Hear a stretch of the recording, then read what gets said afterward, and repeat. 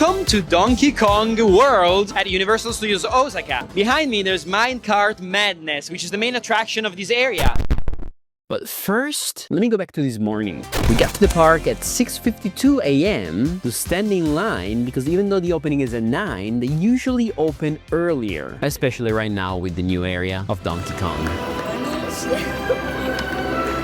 In fact, at 7:30, they opened the gate. We ran immediately to the Donkey Kong area. Everyone was running. I felt like it was a race, very different than American theme parks. That said, that's the best way to grant yourself access to the area because the only way to enter is with a virtual queue that you can probably get before 10 a.m. But then usually after that, it's all sold out for the day. There's some slot openings here and there, but it gets really hard. But first, before entering Donkey Kong Country, let me quickly show you the Super Nintendo World, which is not that different from the version we have in Hollywood. However, here it's bigger and there's an extra ride. I first of all love the elevation. Everything is on different levels. You enter from the high side and then you can go down, visit the stores, the restaurants, the food points. I also got this melon lassi, which was really sugary but amazing. Got some merch from the stores. Japan has the best merch of anything, to be honest, even in the cities, but especially in the theme parks, there's some of my favorite merch ever. That said, around the area, there's a lot of points where you can interact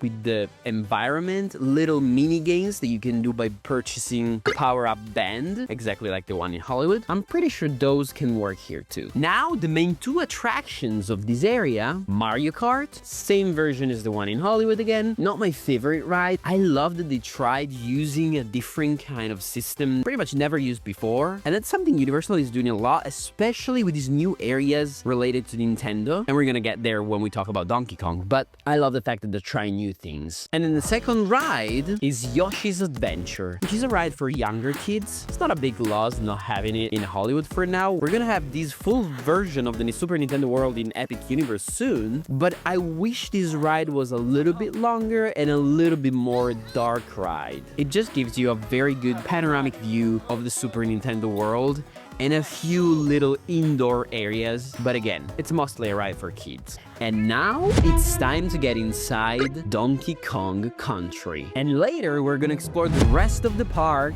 which has great rides, and it's the only park that still has Jaws. Can't wait to ride it. Entering Donkey Kong Country feels like jumping into the video game, exactly like the Super Nintendo World. There's a lot of theming. One thing I'm not a fan of is the fact that you can see Hogwarts, but hey, Hogwarts is beautiful from anywhere. I guess, you know, they're allowed to go to Hogwarts too.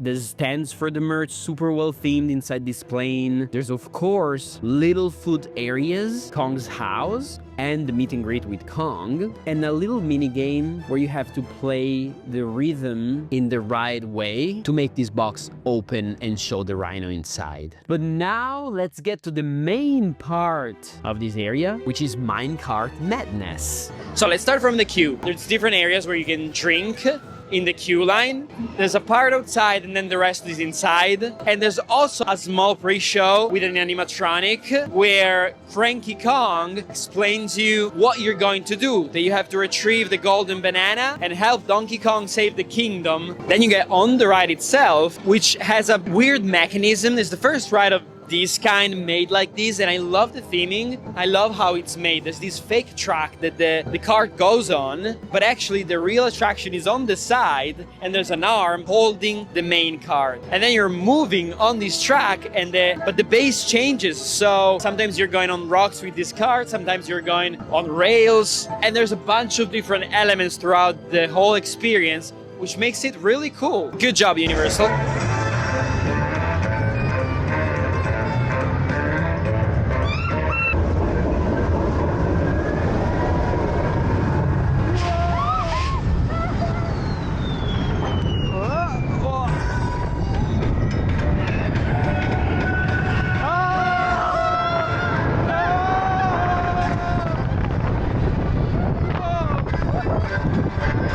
I'm not trucking.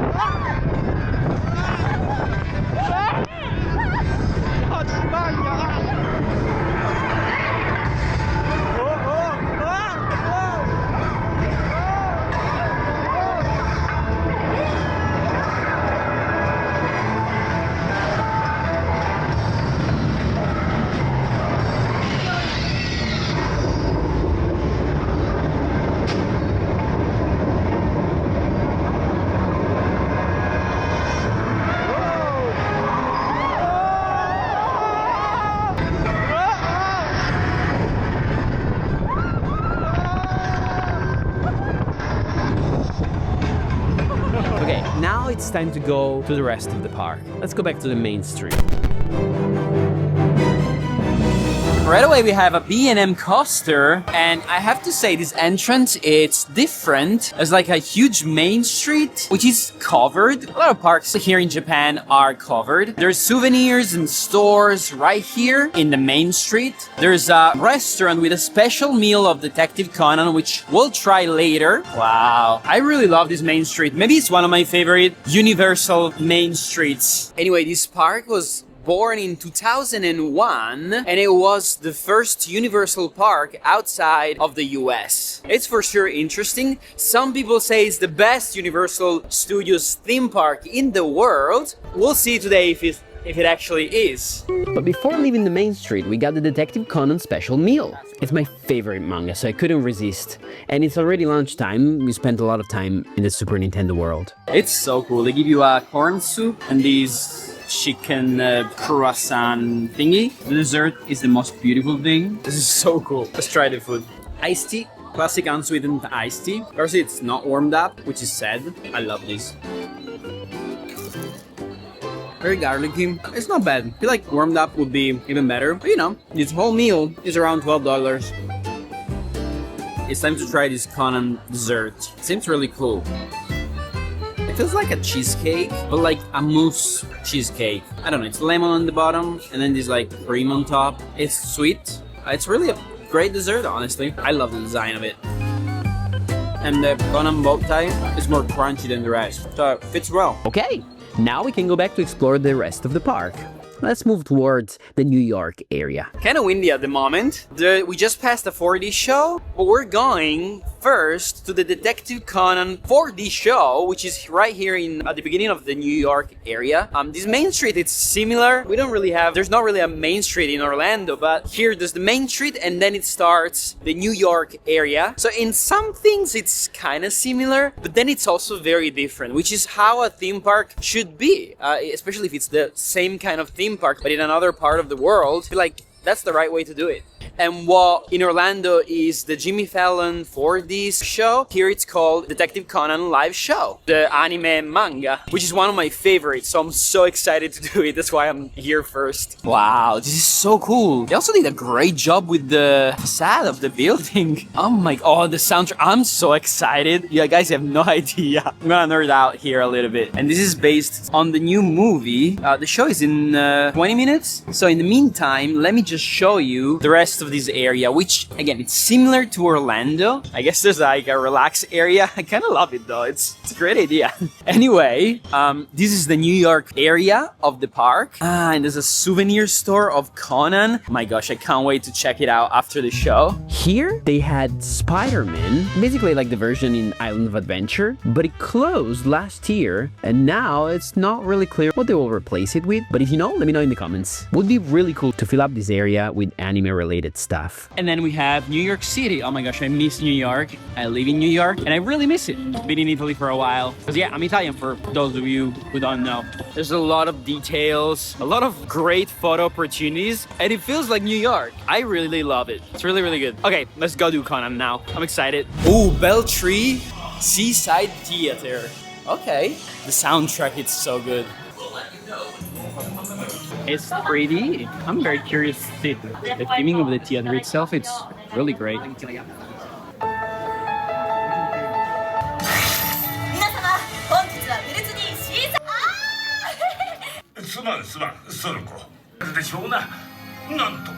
We're entering the theater.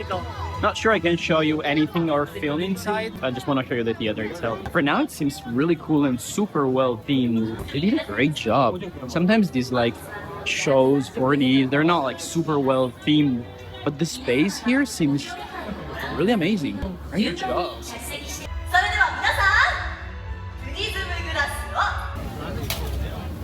We have these, which is not cool.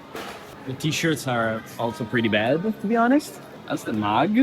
I mean, I'll just get it because it's Conan, but it's not cool. This t-shirt is a little bit better, but nothing much. This is a ring. And a hair tie. The collectibles. Okay, I'm getting one of these. Have a nice day. Thank you. Let's see what's inside. And I found a hat from one of the characters, Shuichakai, Ran, and I love that the characters are themed at Jaws. So it's not the skateboard, but let's see. The Detective Boy's pin, that's what I wanted. This is now my absolute favorite pin ever. I am so happy of that show. It was so good. Really well made. Like the theater, how they built everything. Overall, they did a great job. It felt true. It's not just like a show they put there, you know, a 4D show randomly, but everything is themed. The theater is themed, the pre-show, the actors, like great job. Great job. If you love Conan, absolutely to see, and the fact that they have merch. Anyway, crossing New York City, let's see what's next in this park. There's a Coney Island snack. I love this. It really feels like New York, but this part it's similar to Orlando. It's just a completely different view once you go over this park. So let's go this way, exploring Minion Park.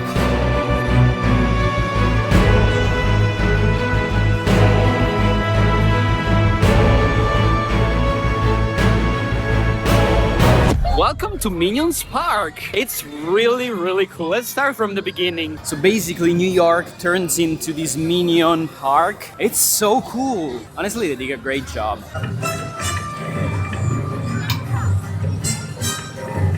Come on. I love the details. We have some desserts areas, some photos opportunities, then a bunch of stores. There's so much merchandise here in Japan, and most of it is really cool. I'm sure there's like a collectible mystery box for all the minions doing different things. Look at this building.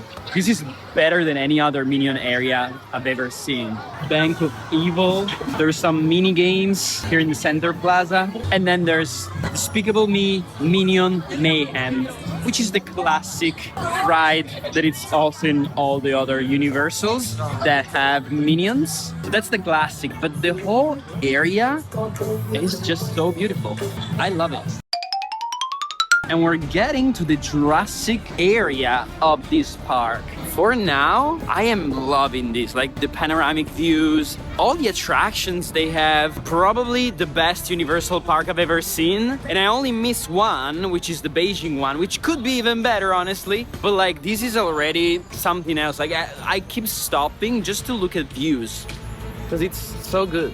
Let's go to the flying dinosaur.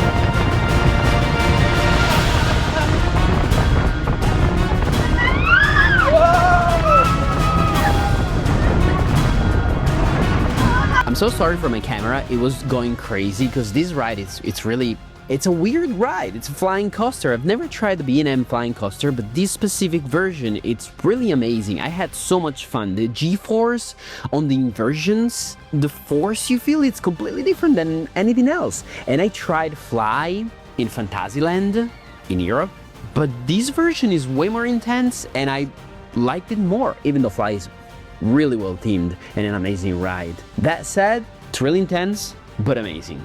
And perfect for this area, honestly. Ah, it's still Jurassic Park, the ride, not Jurassic World. But we skipped it because, you know, it was really cold and people still came out soaked. So, and no thanks. And then more photo points with the engine Jeep. You can find photos on my Instagram at @EphraimLamesta. Fossil fuels with a little bar. Here's some of the meals you can get. Oh, wow. Another great photo op, I would say. Oh, the Discovery Center is basically a restaurant here. I love it. And then we get off the portal here directly to Amity Island, which in every other park it's been dismantled to make space for Harry Potter. But here, they decided to keep it, which is great. I've always wanted to do the Jaws ride, and I'm so excited to finally do it. I used to watch videos of the ride itself from Italy, from a little town in Italy with less than 1,000 people. And I used to be like, I'll never be able to go there, so I'll just watch all the POVs of different kind of skippers. And it was so good. And yeah, they don't speak English here, it's in Japanese, but still, I guess it's basically the same attraction, so I know what's going on. I'm very excited to do it. It's like a throwback moment for me. The area itself, it's beautiful. I love the theming, very well made. There you go, Amity Island. It feels like a fisherman wharf or a beach town. It's really cool. By the way, here they actually have shark meat. There couldn't be a better themed restaurant. To be honest, it's kind of scary. I don't know if I would like to try it. They took theming very seriously. Seems like. Anyway, here we get inside the town itself and to the ride, Jaws. This is so cool. I'm very, very excited.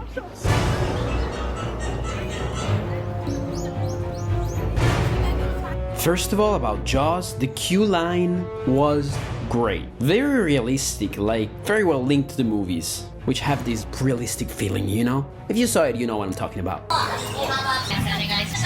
Then the ride itself, it's exactly how I remembered it. The only thing is the shark, it's huge. Not sure if it was that huge in other parks, but it's perfect, honestly. And the whole story, it's amazing. Of course, they speak Japanese, so you're probably better off checking somewhere online the storyline from the Orlando version or Hollywood when they had it. But I just had so much fun. I did it both at night and during the day. And it was a great full circle moment from years ago when I was in my little bedroom looking at this ride and being like, I will never ride this, how? You know? Now I'm here. That's always amazing. And we're now getting into the wizarding world. Harry Potter. There's Hogsmeade here. It's the classic Hogwarts. I love that they didn't destroy Amity Island. I'm mostly curious of the merchandise. I want to see if there's anything exclusive, specific, different. Japan is really good at merchandise. That said, the whole area should be pretty much the same. I really like the fact that there's a whole walkway with just trees and the music that is slowly rising and you're getting into the mood. And I love the fact that it's far from everything else. Up the Fort Anglia. And then, yeah, I love the work they did to hide everything else. That's perfect. Welcome to Hogsmeade.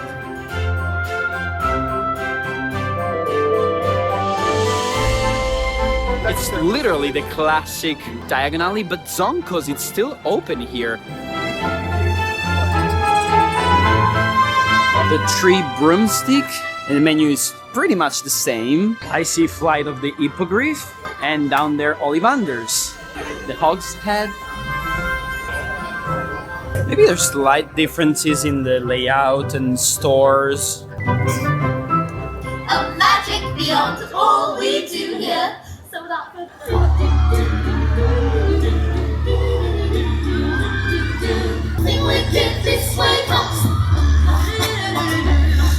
And there's Hogwarts. Oh no! Why? Why a warehouse there? No! Why? Ruining all like this. Anyway, I love the fact that there's the Black Lake in front of the castle, like from the movies. And this is basically it. You can go there and explore. This is really cool. This is something that the other parks are missing, besides Orlando, which has actually a lake. From one point of view, I think, at least. Anyway, beautiful. And of course, we have Forbidden Journey, classic ride. I love the fact that there's no sign for it. It's just, you know, Hogwarts School of Witchcraft and Wizardry. And that's it. You just get inside and there's the ride. And then, of course, the classic Flight of the Hippogriff. Here's Snoopy Backlot Cafe with the Wonderland area. A little bit of Muppets. I love how colorful it is, even the floor. There's a Snoopy flat ride, a Snoopy store, Hello Kitty Corner Cafe, and a Snoopy Backlot Cafe. Another flat ride of Hello Kitty this time. Spinning teacup ride, basically. A whole store dedicated to Hello Kitty. And then there's a carousel and a whole Muppet town. Very small. With a tiny indoor area for small kids. And just like that, we're back on the main street. There's Mel's Diner, and here we are back on the main street with a lot of merch. and a few shows. And then of course, the entrance for Hollywood Dream, this B&M, very interesting coaster because there's two versions. The first one, which is classic, you go front with. It's classic, you go in the right way. And then a second version which goes backwards. So you do the same track, but backwards. And there's two different lines for it. Let's do them both. Hollywood Dream, it's an interesting B&M. On the same track, it goes forward and backwards. And you can do two different lines, depending on which one you want to do. We did both, and I honestly preferred the classic forward version instead of the backwards. Maybe because we did first the backwards, and I didn't really know the track, so I didn't know where it was going. It was a little nauseating, but also, going forward, you see the view of the park a little bit better, and I just enjoyed it more. Honestly, it's personal. They're both incredible. It's basically the same ride, just one goes backwards and, But it was really good.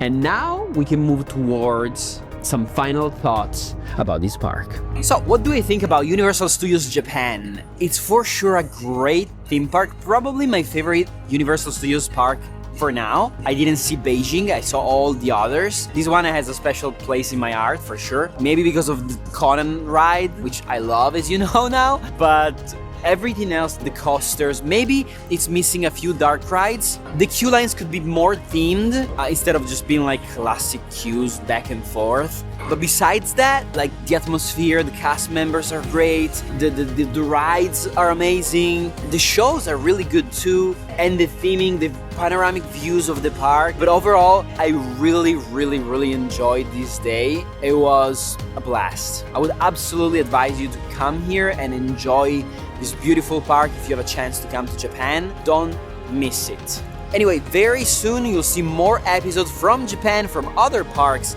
in Japan. So subscribe to not miss it, and I'll see you very soon for other adventures here on Ephraim's Tales.